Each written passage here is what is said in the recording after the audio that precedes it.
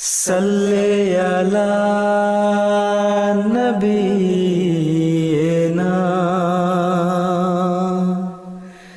Salli ala Muhammadin.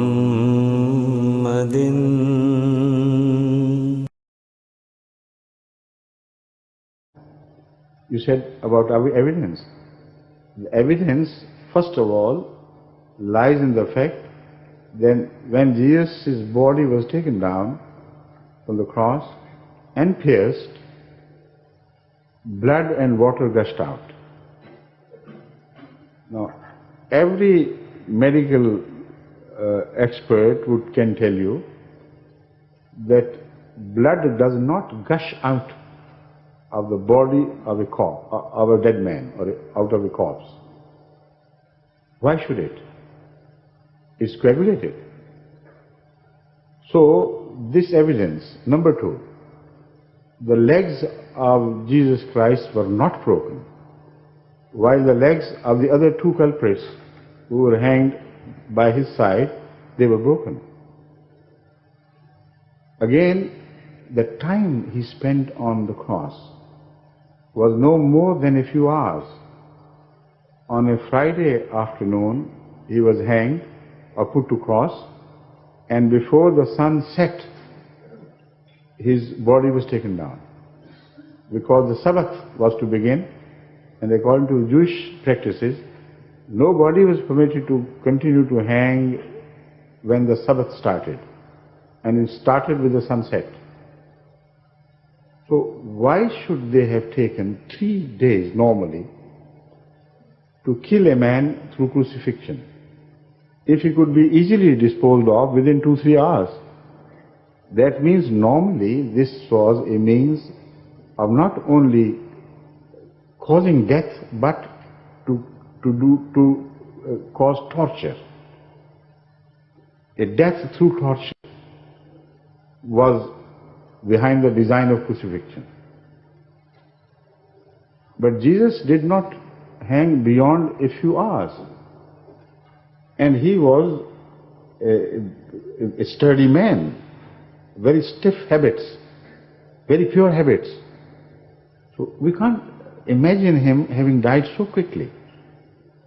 And another piece of evidence from the Bible is that some sorts of ointment was prepared by his disciples and was applied to his body. There is absolutely no reason for any ointment to have been applied to his body if he was not alive. Because dead men's bodies were never applied with any potions or ointments. So that is another piece of evidence why it happened. Why the secrecy about his burial place or sepulchre? Why were Jews so worried? And why they went to Pilate demanding his body? Why did they express their doubt about his being alive? If his death was so certain and the whole people had accepted as a positive, as something which had happened positively, then there was no reason why Jews should have gone to Pilate and said, produce his body or put some guards over his sepulchre, because he may not have died. And again, they blamed him, in their words, for treachery. They say he was a cunning man, treacherous man. He may come to life again while he had never died at all. So he may claim that he had come to life again. While he was still alive and having cured of his wounds, he may appear in public and say, look here, this is my miracle. All this shows that the people, the first witnesses of the time, were not sure of what had happened. The only evidence which is presented by some Christians in favor of the eyewitnesses, so-called eyewitnesses, while the eyewitness is not determined as to who it was and how close he could reach the body, is that then somebody standing nearby saw him give up the ghost. No, he didn't see the ghost escaping his body, of course.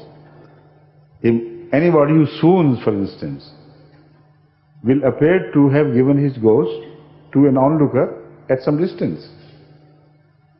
But this particular evidence was specifically rejected by Jesus himself.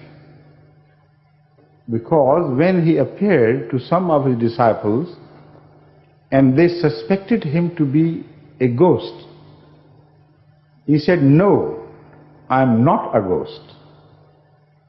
I am the same person who was crucified. Come and touch my wounds here and there, see the signs." So some unidentified witness says he gave up the ghost, and the ghost himself, the so-called ghost, says, "No, I am not a ghost."